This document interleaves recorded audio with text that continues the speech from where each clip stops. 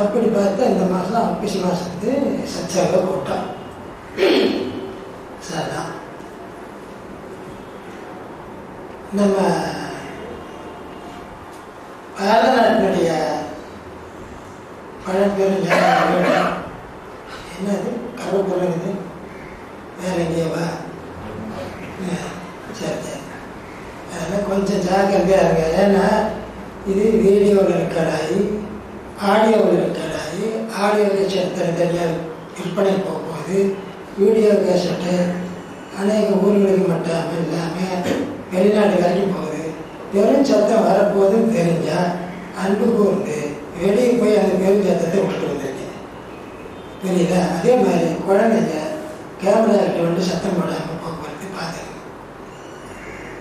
உலகாதிபதியில் ஆடி பட்டம் தேடி வர அப்படின்னு நம்ம பெரியவங்க சொல்லுவாங்க. அந்த விதைக்கிற விதைப்பினால விவசாயி என்ன நினைக்கிறான்? நல்லா விளையணும், நல்லபடி எல்லாமே நல்லா இருக்கணும், மகசூல் நல்லா பெருகணும், அதை வச்சு எல்லாம் நாமளும் நல்லா பழைக்கணும். ஆடிப்பட்டம் தேடி விதைக்கிறதுனுடைய எய்ம் பார்த்தீங்கன்னா நல்லா ஆனந்தமா நிம்மதியா இருக்கணுங்கிற எண்ணத்தை நாம முதல்ல விதைக்கணும். சும்மா இல்லை, தேங்காய் முழுன்னு நாரெல்லாம் மணலை போட்டு வரைச்சி அதுக்கு சந்தனை போட்டு குங்குமம் போட்டு மஞ்சள் எல்லாம் தடவி ஒரு கல்லை ஓட்டை பண்ணி அதுக்குள்ளே அரிசி பருப்பு இனிப்பு எல்லாம் போட்டு பூச்சை வச்சு அடைச்சி அதை சுட்டு சாமி முன்னால் உடைச்சி திங்கிறமில்ல, அதுதான் தலைவாடி. ஆடிப்பட்டம் ஆரம்பிக்குது.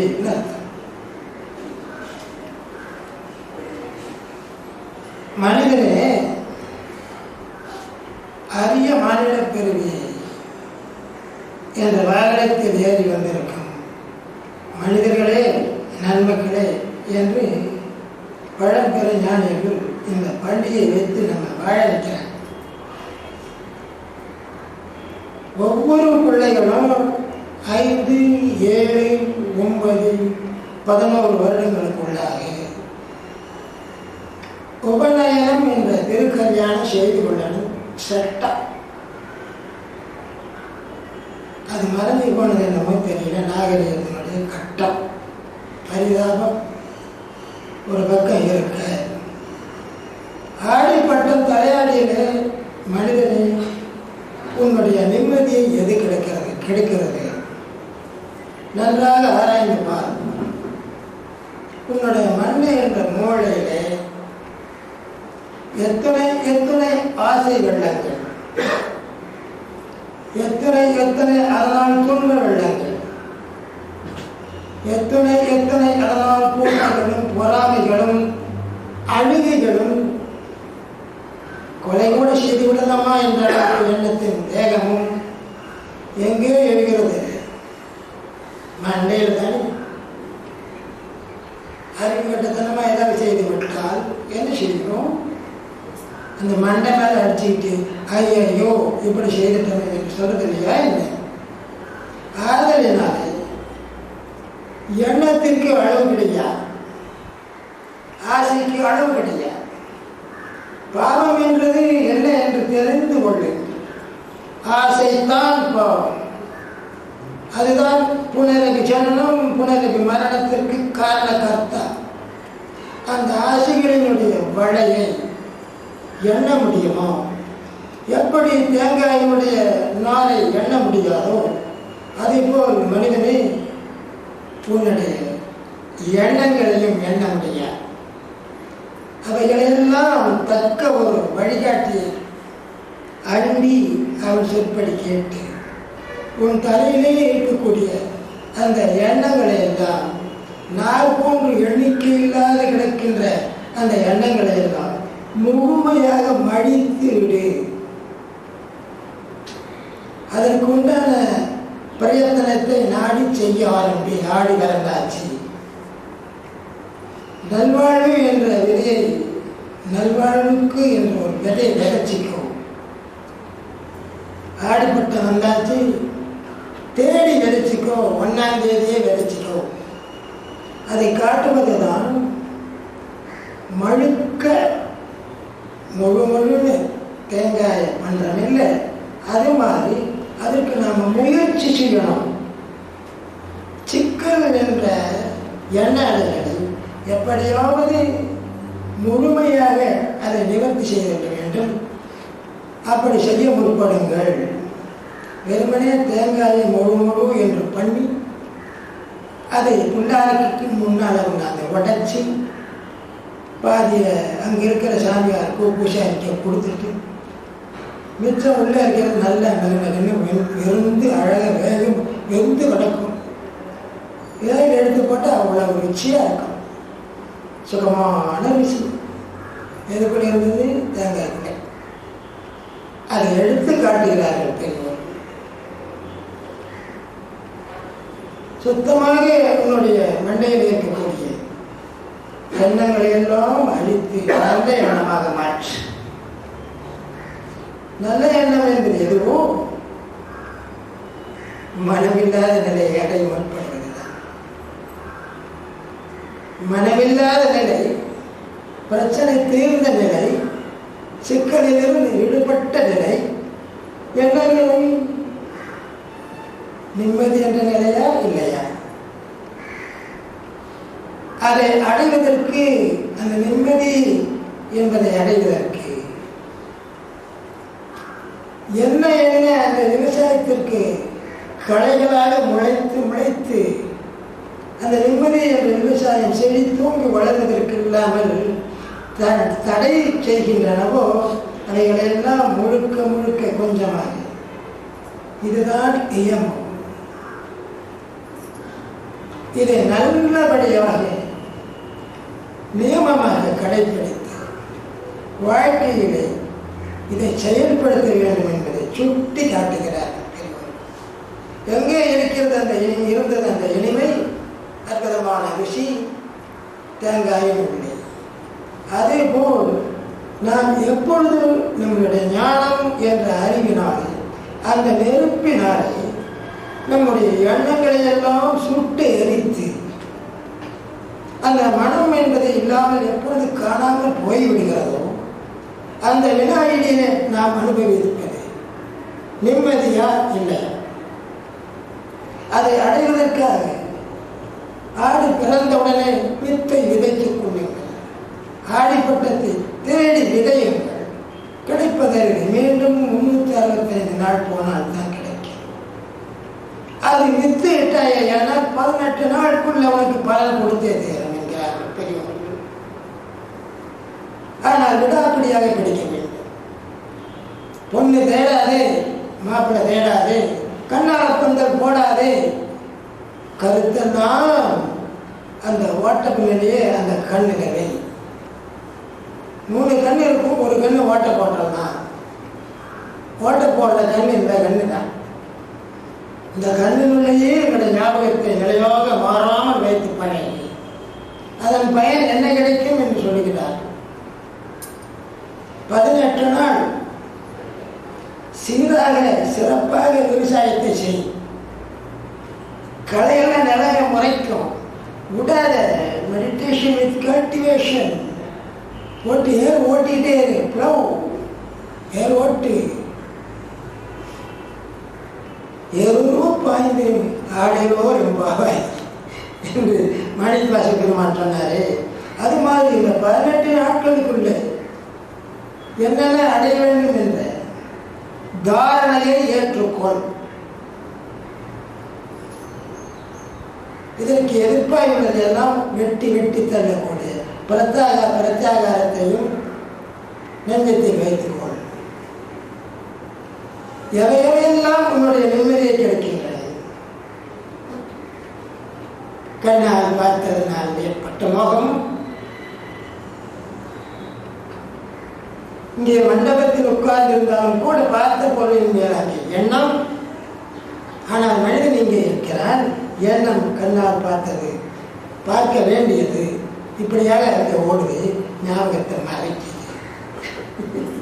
உண்டா இல்லையா? காதால் நம்மை பற்றி ஒருத்தன் புகழ்ந்தானே, உடனே அங்க போகுது நினைப்பு. கேட்டமே கண் காதா கண்டு கேட்டோமே நினைப்பாங்க. ஒரு கல்யாண வீட்டுல போட்டாங்களே, அப்படி மின்சாரத்தினால புஷ்ஷுன்னு ஓடிக்கிட்டே இருக்குது, அப்படி சென்ட்டு பரிமாறிக்கிட்டே இருக்குது, வாசம். அந்த வாசனையை கூண்டு உடனே கண்ணால் பந்தல் மேல நினைப்போம். இல்லையா? ஆனா ஆள் இங்கே தான் உட்காந்துருக்கோம். 3 நாள் ஆச்சா? அதே கண்ணால் விட்டு எடுத்துக்குவா.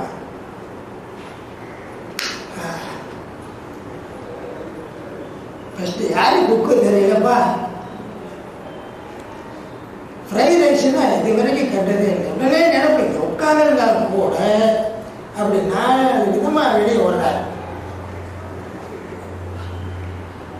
அவரை மழிக்கல அப்படின்னா நாம விவசாயம் பண்ண முடியாது. அடுத்தால எல்லாரையும் பக்கத்துல பரிசம்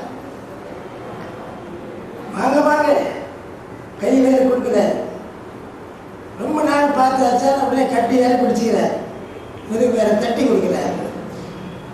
அப்படி அந்த பரிசத்தால வந்த சுகம் இருக்கு, குழந்தை வாரி அணைத்த சுகமும், காதலன் காதலியோடு கட்டி அணைத்த சுகமும், இப்படி 5 விதமான எண்ணங்கள் ஓடிக்கொண்டே இருக்க.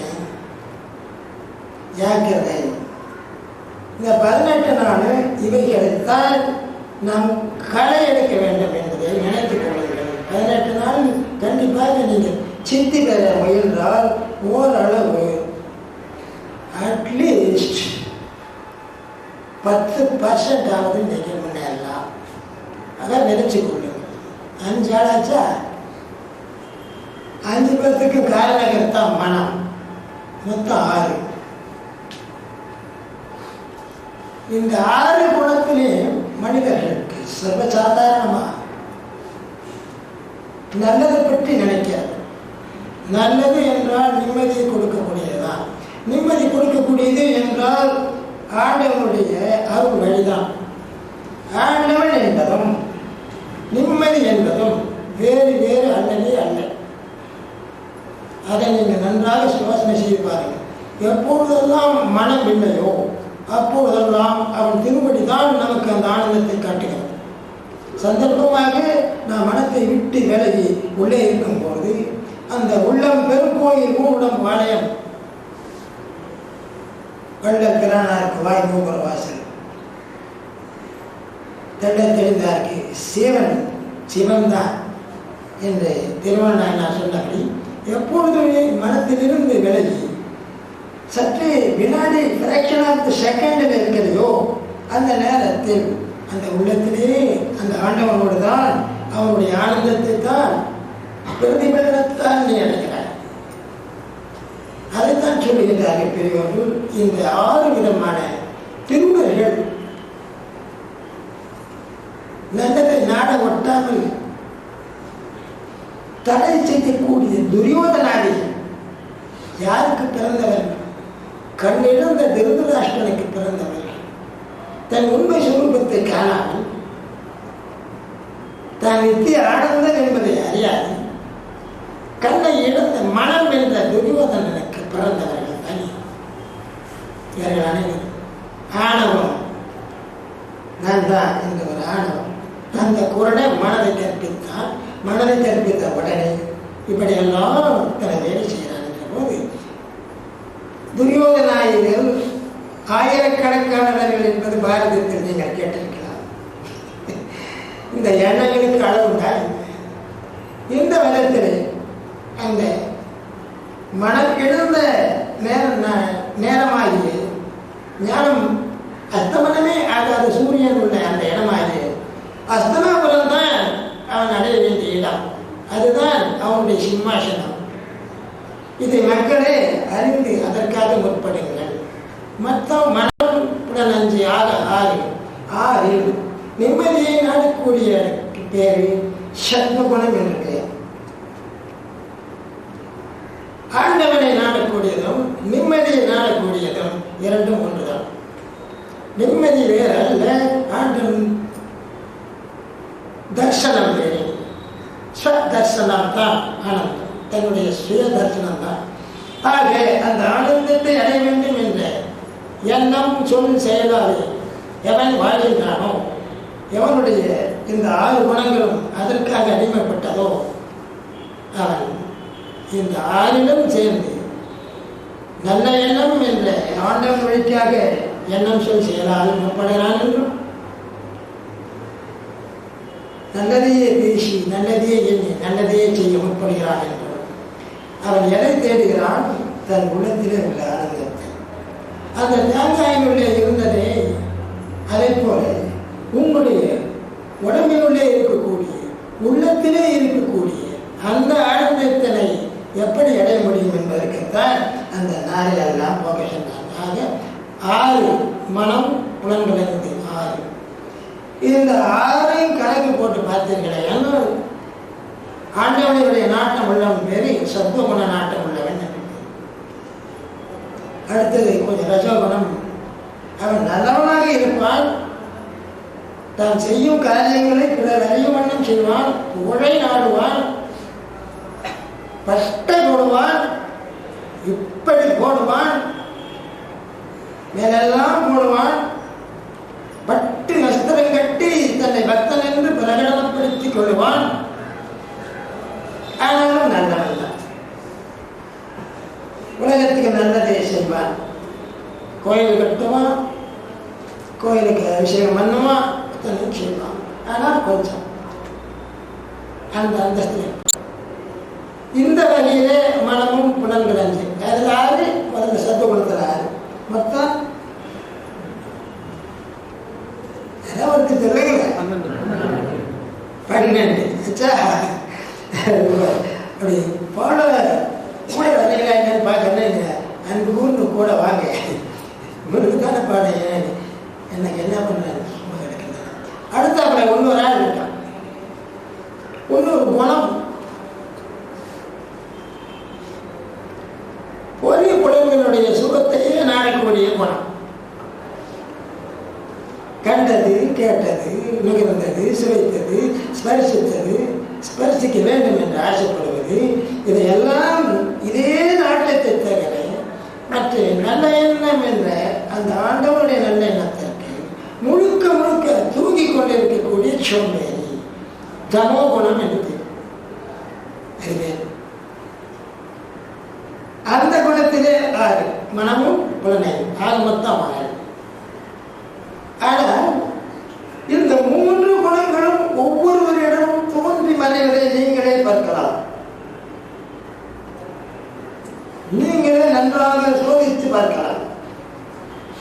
ஒவ்வொருவருக்கும் நம்ம இப்படியெல்லாம் செய்யறேன், சபையில் போய் எல்லாத்தையும் போட்டு காட்டினாலும் பரவாயில்ல, நம்மளே வீட்டிலேயே பாடிட்டு இருக்கிறோம், நம்ம வீட்லேயே பேசியிருக்கிறோம், அங்கே போய் எல்லாத்துக்கு முன்னாலே பேசி கேட்ட வேண்டாமா?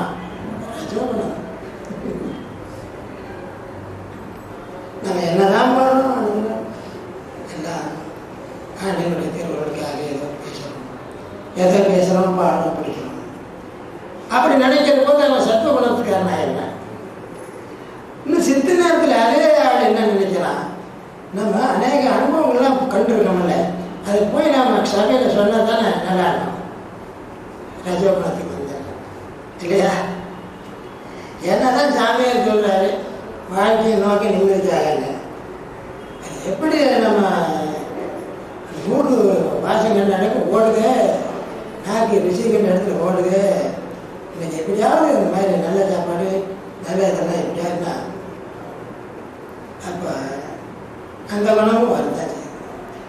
இந்த 3 குணங்களை எவன் ஒருவன் ஜெயித்து சத்துகுண அதிபதியாக ஆகிறானோ அவன் இந்த விதையை விளைவிக்க தகுதி உள்ளவனாக ஆகிறான்.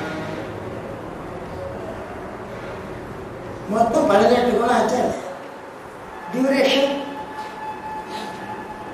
ஆடி 18, தலையாடி ஆரம்பித்தா 18 வந்து என்ன செய்யணுமோ அதை செய்யணும். எங்கு பார்த்தாலும் பாண்டவர்களுடைய சண்டை 18. இந்த 5க்கும் அப்பனாக இருக்கக்கூடியவன் இருக்கானே ஐயப்பன், அவனுடைய படிக்கட்டு 18. ஐயப்பன் என்றால் இந்த 5க்கும் அவன் தான் அப்பனா இருக்கான். தென்னாட்டிலே தமிழ்நாட்டிலே சுப்பனா இருக்கான், அங்க ஐயப்பனா இருக்கு. அவ்வளவுதான். 5க்கும் எவன் அப்பனோ அவன் திருவடியோட சகாயத்தினாலே நீ எப்படியாவது அந்த 18 படியை தாண்டின மேலே கண்ணை தாண்டி, காலை தாண்டி, மூக்கை தாண்டி, நாக்கை தாண்டி, வருஷத்தை நான்கு தாண்டி, அதுக்கு மகாதிருடனாக இருக்கக்கூடிய மனத்தை தாண்டப்பா என்ற போது அந்த 18 வகையிலையும் சித்து விரும்புகின்றான். 18 சித்தர்கள் எண்ணி பாருங்கோ, 20க்கு மேலே இருப்பானுங்கோ. 18 சித்தர்கள்னு பேர் போட்டிருப்பான். ஆனால் எண்ணி பார்த்தால் 20, 25 எல்லாம் கூட இருக்கு. என்னடா அது 18 சித்தர்கள் போட்டு 10, 20 பேருக்கு மேலே இருக்கானுங்கன்னா அப்படி அல்ல அர்த்தம். 18 வகையிலும் சித்தி பெற்றவர்கள் என்பதுதான்.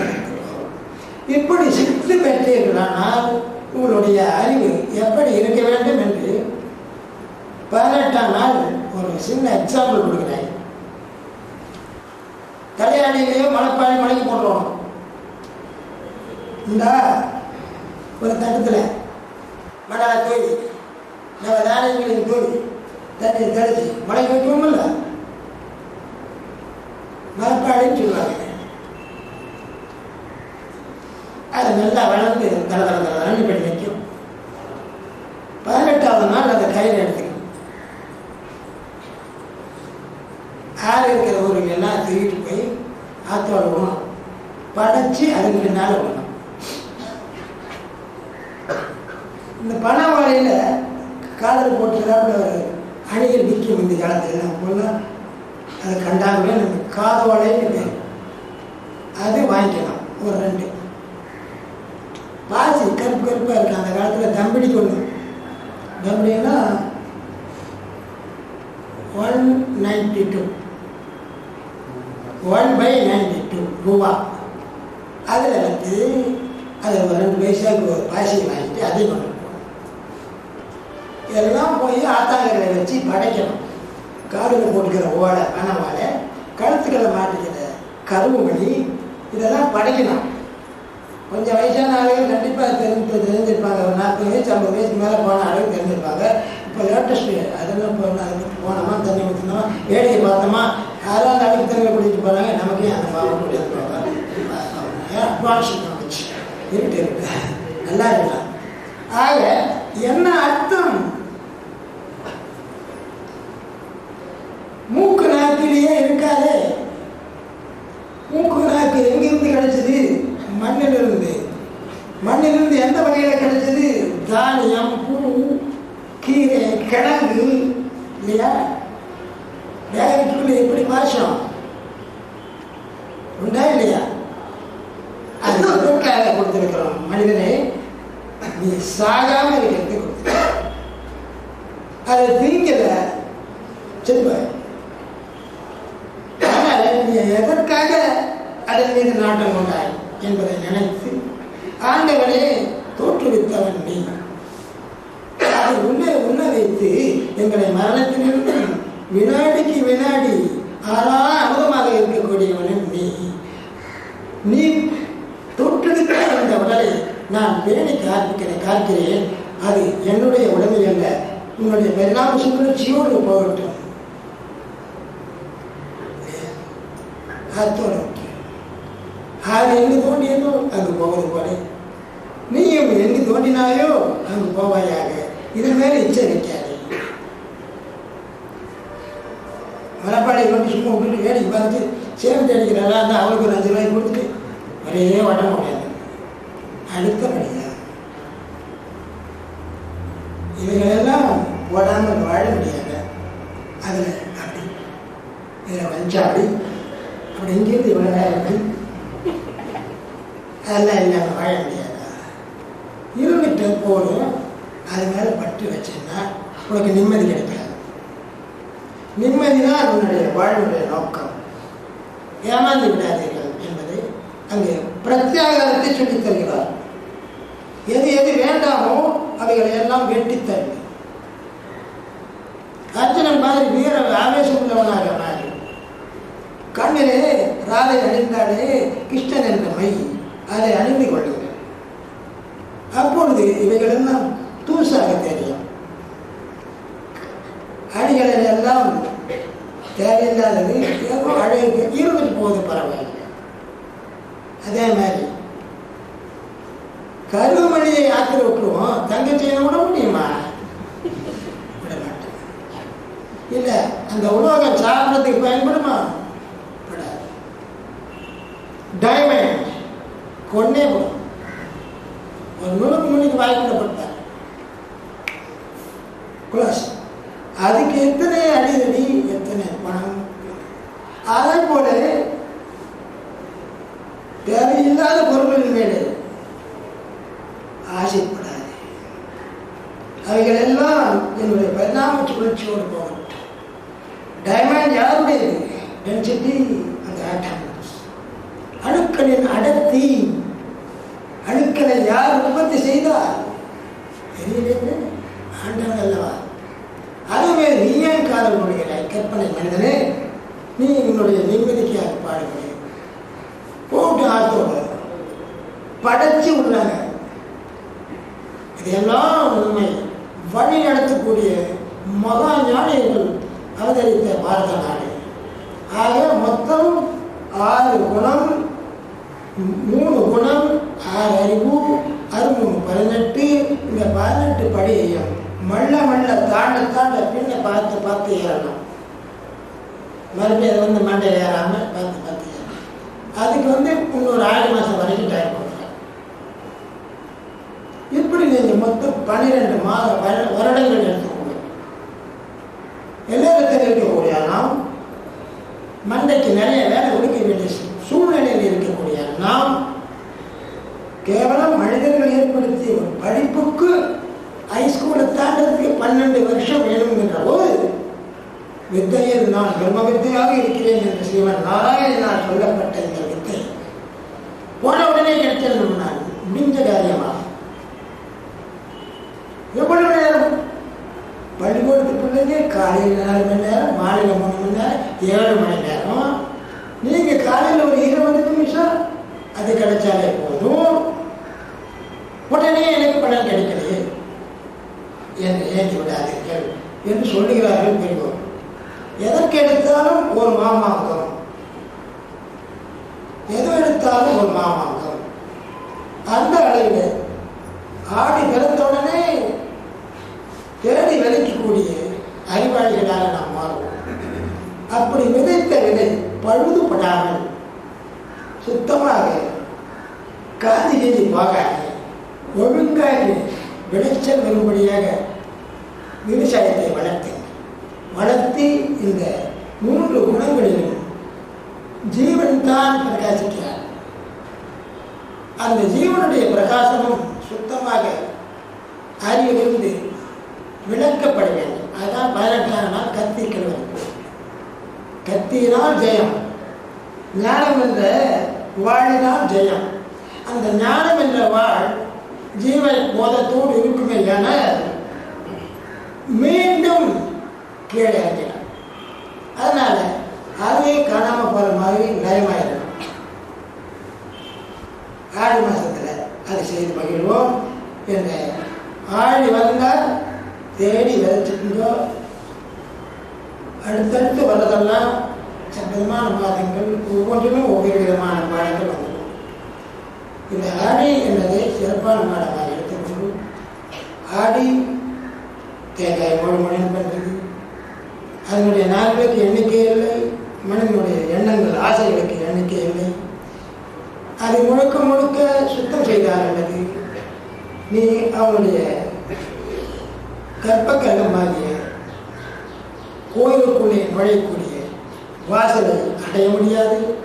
வாசலை அடைந்தால் இந்த 6 விதமான எதிரிகளிலும் 3 விதமான குணங்களிடமிருந்து விடுபட்டால்தான் உண்மையில் மேல்படியை ஏறி மீண்டும் அங்கிருந்து சுத்தமாக தன்னுடைய ஜீவபோதத்தை இழந்துவிட வேண்டும்.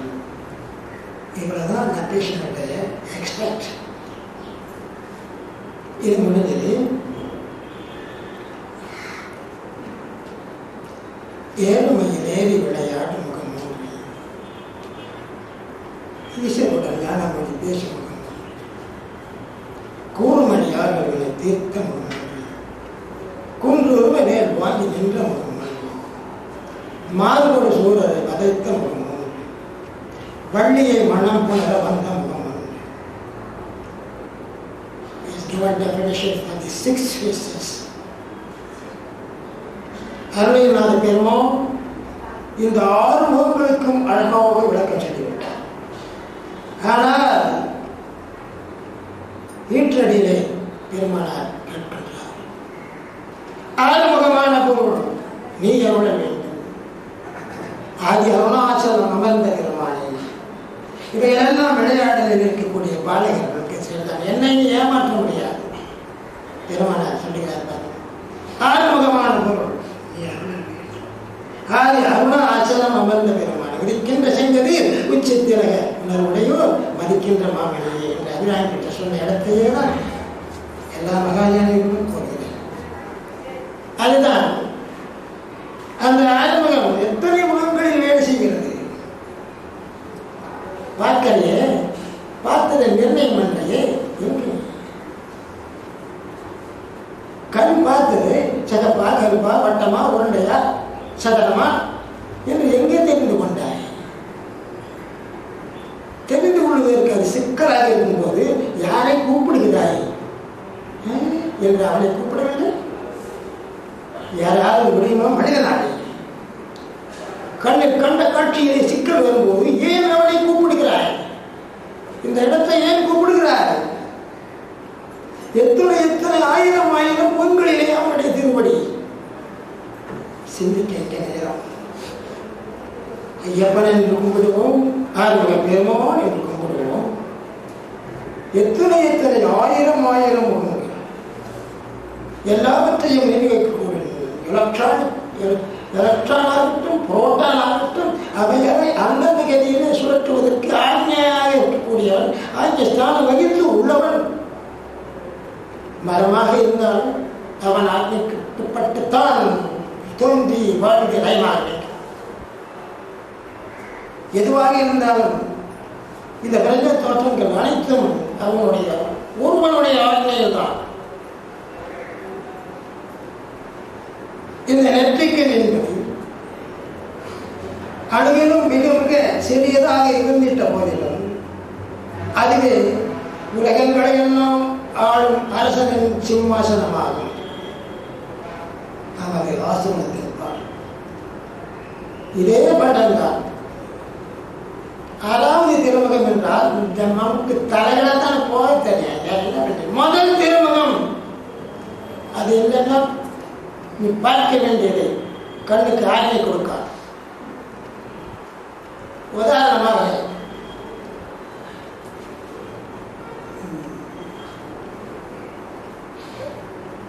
சுப்பையன் அந்த கேமரா பாருங்க, நல்லா தெரியுதான் பாருங்க. இந்த கேமரா நல்லா தெரியுதான் பாருங்க. தெரியுதா?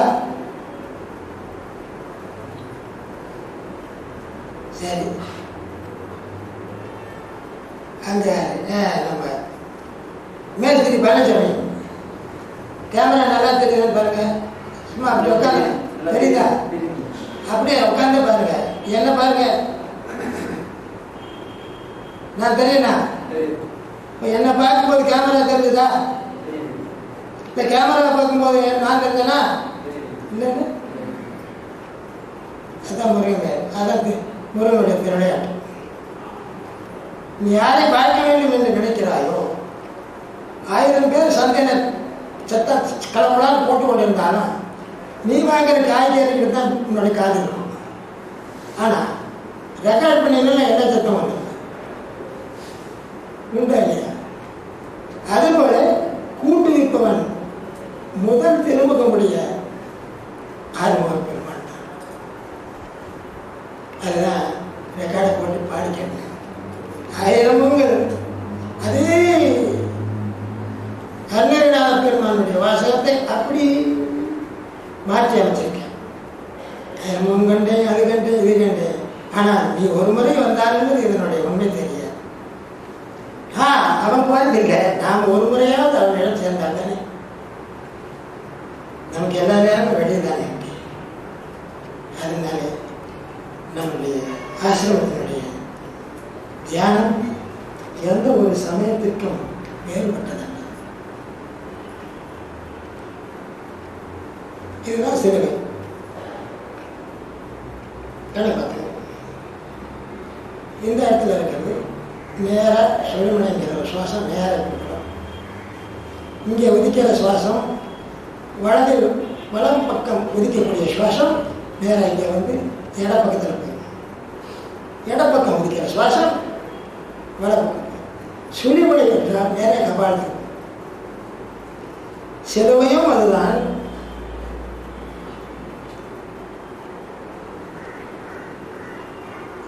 திருச்சனம் விட்டு நாமம் விட்டு கொள்கிறோமே, 2 வெள்ளை 1 மட்டும் சேர்க்கணும். அது நேரம் இது வரைக்கும் எடுக்கணும். ஆனால் கருத்தறியாமல் காரியங்கள் செய்வதிலே மன்னாதி மன்னர்களாகவும் ராணிகளாகவும் இருக்கணும். அதனால இனியாவது பாரத நாடு பழம்பெரும் ஞான நாடு. இந்த நாட்டில் ஏதோ பிறந்தோம், மனிதனாகவும் பிறந்தோம், மாடுகளும் பிறந்தன, ஆடுகளும் பிறந்தன, கோழிகளும் பிறந்தன.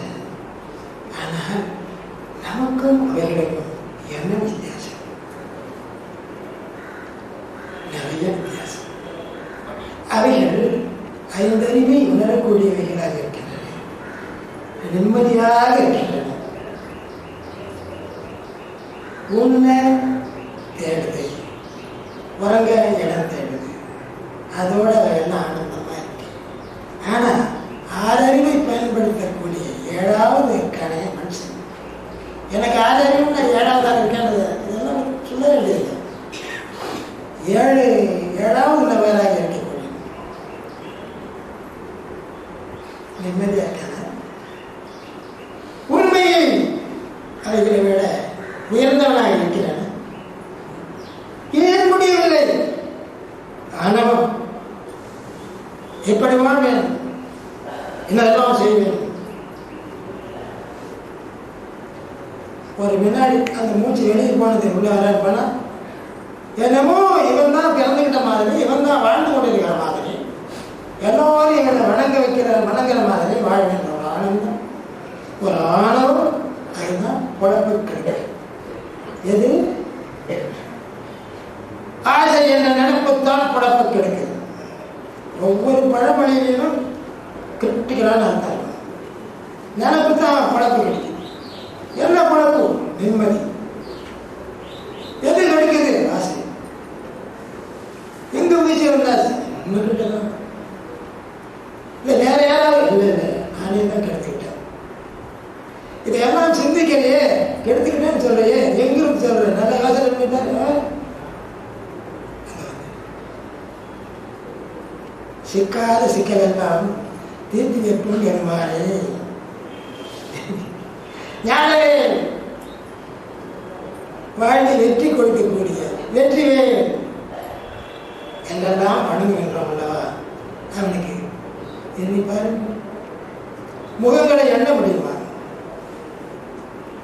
சராசர தோற்றங்கள் அனைத்தும் முகங்கள். அத்தகைய அறிமுக பெருமானை அறிமுகப்படுத்தியிருக்கின்றோம். விளையாட்டாக ஏமாந்து விடாதீர்கள், பாலர்களாகவே வாழாதீர்கள். இந்த உலகத்தினுடைய மோக பாக்கியத்திற்கே நன்றாக விழித்துக் கொண்டு நம்முடைய உண்மையான நிம்மதி என்ற ஆனந்த வாழ்வுக்கு கொரட்டை விட்டு தூங்கிக் கொண்டிருக்கின்றன. எழுங்கள், அன்போடு சொல்கிறோம், எழுங்கள், எழுங்கள், விழித்து பாருங்கள், நன்றாக விழித்து பாருங்கள். எதை நாடுகிறீர்கள்? வேற நல்லா பிழைக்கலன்னா அவன் நல்லா பிழைக்கிறத பார்த்து நீ அடையும் நிம்மதியை நாடுகிறாயா, இல்லை அவன் அடையும் நிம்மதியை நீ நாடுகிறாயா? சிந்தனை செய்திருப்பார். அதனால அதை சிந்தனை செய்யக்கூடிய இடத்தை கொடுத்திருக்கிறோம். வாழ்வின் அர்த்தத்தை சொல்லிக் கொடுத்திருக்கின்றோம். உயிரினங்கள் எல்லாம் காக்கை குருவி எங்கள் ஜாதி என்று பாரதியார் பாடினார் பாரு. அவருடைய ஸ்டேட்டஸ் ஆன நிலையில இருக்கு. அவர் காக்கா குருவி மாதிரி திங்கத்தான் தேடினாரு, கட்டுறதை பற்றி கூட கவலை இல்லை, முடங்கத்தான் தேடினார். அவருடைய கண்ணுக்கு நல்லா தெரியுது. படிச்ச பிள்ளைங்கெல்லாம் மனசுலே ஒருத்த கூட இல்லைடா பாக்க, என்னோட ஜாதி காக்கா குருவி தான். அவர் பாடல காக்கை குருவி எங்கள் ஜாதி. அதனால வாழ்வின் அர்த்தத்தை தேர்ந்து கொள்ளுங்கள், வாழ்வின் நோக்கத்தை தேர்ந்து கொள்ளுங்கள். அந்த நோக்கத்தை சிந்திக்கக்கூடிய இடத்தை காட்டி கொடுத்திருக்கு. கண்ணல்ல, காதல்ல, மூக்கல்ல, நாக்கல்ல அவைகளில் ஏற்படும் சிக்கலை விடுவிக்கக்கூடிய இடத்தை காட்டி கொடுத்திருக்கு. என்னை பேச்சு சாமியார் நல்லா பேசிட்டாரு, இவர்களுக்கெல்லாம் அடையாளம் காட்டி கொடுத்தாரு, பரவாயில்ல ஃபஸ்ட்டாக பேசிட்டாருங்க. எனக்கு ஒரு புகழாஞ்சலி போட்டுட்டு நீங்கள் பாட்டுக்கு பழையபடி செய்யலாம் ராமா கொஞ்சம் பாருங்க. ஏதோ கூடுமான வரைக்கும் எவ்வளவு எளிமையா வித் எனி ஸ்கிரிப்சர்ஸ் லாங்குவேஜ், வேதாந்த சொற்கள் எதுவுமே இல்லாமல் எளிமையாக சாதாரணமான குழந்தைகள் கூட புரிந்து கொள்ளக்கூடிய அளவிலே என பேசும்படி என்னை ஆஜ்ஞாபித்திருக்கிறார். நாளது வரை அந்த பாடமும் சொல்லிக் கொடுத்து கொண்டே இருக்கிறேன். என்னுடைய வேலை ஆடுவதவர், ஆடுவர், பாடுவது, பாடுவது. பாட்டு நல்லா இருந்தால் கேட்டு ரசிங்க. அப்போதைக்கு பாட்டம் கேட்டு பாட்டோம்னா அது ஏதாவது அர்த்தம் இருக்கும். ஆடுகிறேன், பாடுகிறேன், பாடலை கேட்பார்கள், ஆடலை பார்ப்பார்கள். அதனால் டிவி போல் நாங்கள் வாழத்தான் வேண்டும். அதற்காக நாங்கள் வந்து வருவோம். எங்களுடைய வேலை டிவி போல், டிவி ஆடும் பாடும். இவன் பார்த்து அழுதா அதுக்கு என்ன, பார்த்து சிரிச்சா அதுக்கு என்ன, நான் உதற சங்கு விடியிற போது விடியிட்டோம் என்ற மாதிரி அடுத்த தீர்க்கமாக சொல்ல வேண்டியது என் கடமை. அறிவின் செல்வங்களாக வாழுங்க. ஒரு மலருக்கு ஜாதி மல்லி எவ்வளவு நற்கனை, எவ்வளவு வாசமா இருக்குமா இருக்காதா சொல்லுங்க? மலருக்கு தெரியுமா? அது மாதிரி நாங்கள் இருக்கக்கூடாது. அது ஒரு ஜடப்பொருள். நாமும் 7வது நகரம். நம்மிடம் இருக்கக்கூடிய ஆனந்தம் என்ற அந்த வாசனையை அடைய முற்படுங்க. அப்பொழுதுதான் நீங்கள் எல்லாம் செல்வர்களாக இருக்க முடியும். அதுவரை மலர்கள் தான் செல்வர்களாக மாற முடியும். இதயத்தில் இருக்கக்கூடிய உங்களுடைய ஸ்திதியை, உங்களுடைய நிலைமையை, அந்த நிம்மதி என்ற ஆனந்தத்தை அடைய முற்படுங்க என்று மீண்டும் மீண்டும் சொல்லி 18 படிகளை தாண்ட இன்று இருந்தாவது அடுத்த தீபாவளி வரை முயற்சி செய்யும். தீபாவளிக்கு அடுத்த மாதம் பேசுவோம். ஏன் இதுலேயே பாக்கி இருக்கு, புரட்டாசி பாக்கி இருக்கு, அடுத்தது ஐப்பசி, அடுத்தது கார்த்திகை. ஒவ்வொரு மாதத்திலும் பிரத்யாகாரம் தான் போகிறார்.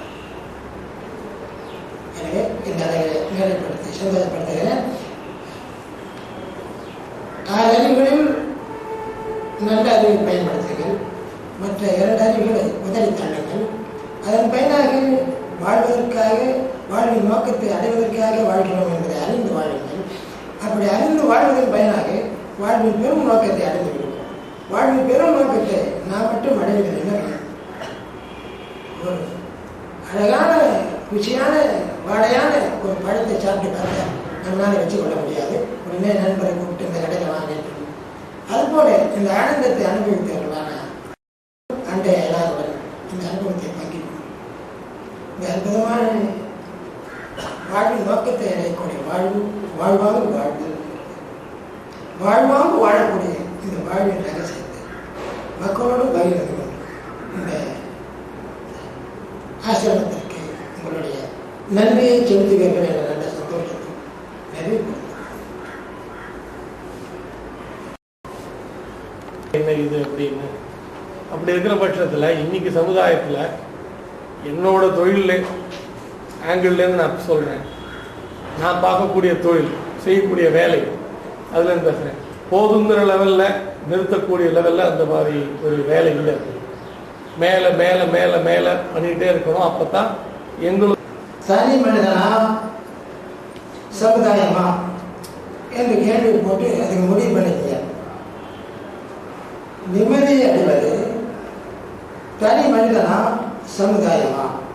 சமுதாயம் ஆமோதிப்பதா, நம்மை நாமே ஆனந்தத்தை அனுபவிப்பதா, இல்லை வாழ்வு ரகசியம் தெரிந்து வாழ்வதா, இல்லை சமுதாயத்தினுடைய சூழ்நிலைக்காக வாழ்வதா என்று பார்க்கின்ற பொழுது, சமுதாயத்தின் சூழ்நிலைக்காக வாழ்தல் என்றால் பல ஜென்மாக்கள் எடுத்தாலும் அது நிறைவேறப்படவில்லை. அவன் சாட்டிஸ்ஃபேக்ஷன், இவன் சாட்டிஸ்ஃபேக்ஷன், பொண்டாட்டி சாட்டிஸ்ஃபேக்ஷன், புருஷன் சாட்டிஸ்ஃபேக்ஷன், பிள்ளை சாட்டிஸ்ஃபேக்ஷன், இந்த மாதிரி அந்த சாட்டிஸ்ஃபேக்ஷன் அடுத்தவங்களை நிம்மதிப்படுத்துறதுங்கிறது இயலாத காரியம். அதனால் வாழ்வின் பொருளிலிருந்து வாழக்கூடிய அறிவை பயன்படுத்திக்கணும். வாழ்வின் நோக்கம் இருந்து தன்னுடைய வருமானம் என்ன, அந்த வருமானத்துக்கு உள்ள தன்னுடைய ஓய்வு காலத்துக்கு சிரமிப்போம், எதிர்பாராத செலவுகளுக்கு ஒதுக்கி வைத்தலும், மீதியை நாம் செலவு செய்தலும், இந்த மாதிரி வாழ்ந்து கொண்டு நிம்மதியை தேடுவதுதான் வாழ்க்கையை தவிர மற்றபடி சமுதாயத்தோடு கம்பேர் பண்ணி வாழ்வது அது சமுதாயத்துக்கு தான் சேரும், நமக்கு சேரும். இந்த கேள்வி சரியான கேள்வி இல்லை. கேள்விக்கும் நிம்மதிக்கும் சம்பந்தம் கிடையாது. நிம்மதி அடைவது ஜீவாத்மா ஒருத்தம் தான், அதுக்கும் சமுதாயத்துக்கும் சம்பந்தம் கிடையாது. எப்படியாவது விடுபட்டு தூக்கத்தின் போது ஒரு விதமான பூசணும் இல்லை, கொண்டாட்டம் இல்லை, பிள்ளையும் இல்லை, தன்னுடைய அலுவலகமும் இல்லை, ஆனந்தமாக இருக்கலாம். அது எப்படியாவது நம்ம வாழ்வில் அடையணும்னா நாம தான் முயற்சி பண்ணணும். கேள்வி தப்பு.